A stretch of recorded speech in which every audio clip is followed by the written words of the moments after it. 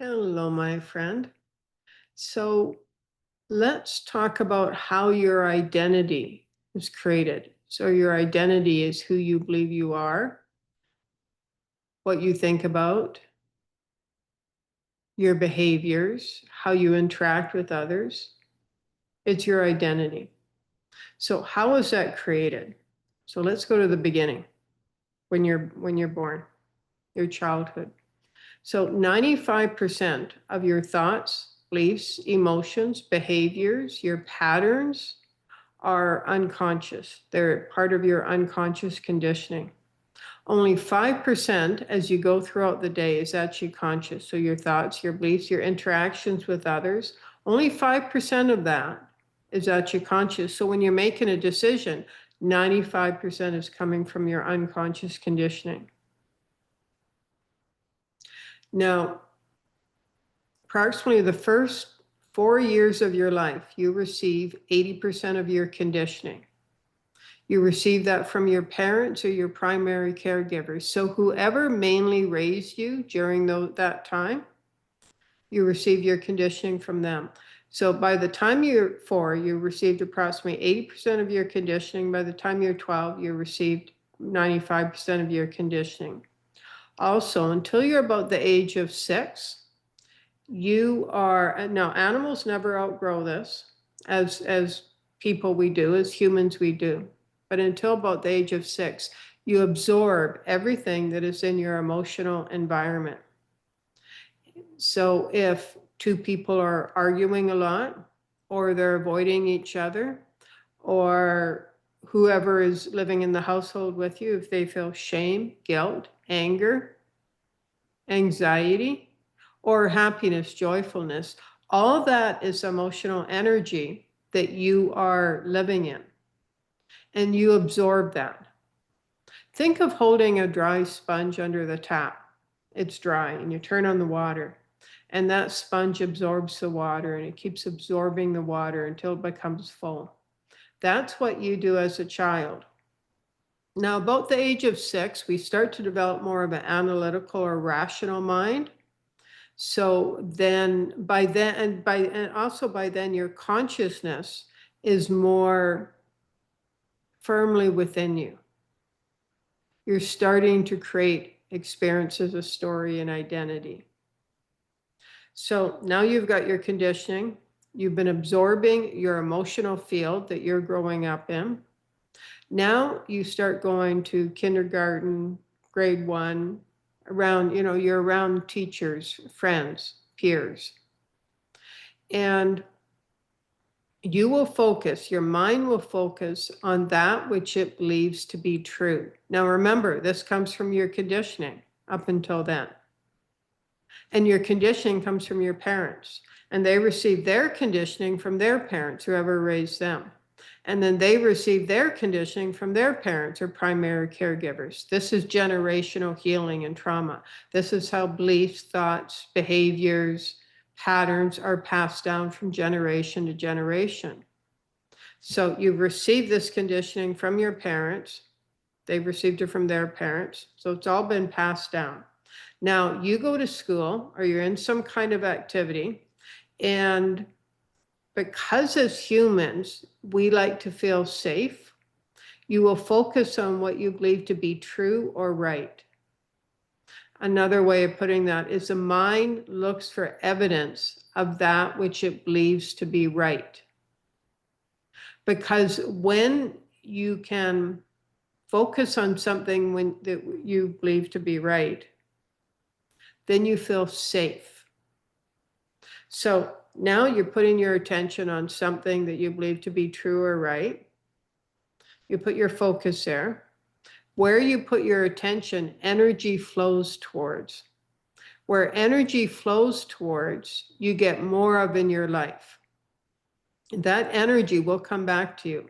Maybe not from the same person, place, experience, event, but it will eventually make its way back to you. So now you're having experiences based on what you're putting your attention on. And you're having experiences based on that. Now, remember, this is everything you were taught. So now you've had these experiences. And we all do this as humans, we will give it a meaning. And we give our experiences a meaning. Generally, it's automatic. We just automatically give something a meaning because it makes us make sense of that, and it helps us feel safe. It's like it gives order and structure to your life when you have an experience and you can give it a meaning. So now you've got these experiences that you've given a meaning to. That creates your story. And as your story is created, then you create your identity. So now you're an adult and you're saying things like, well, that always happens to me. People always treat me that way. That's just the way it is.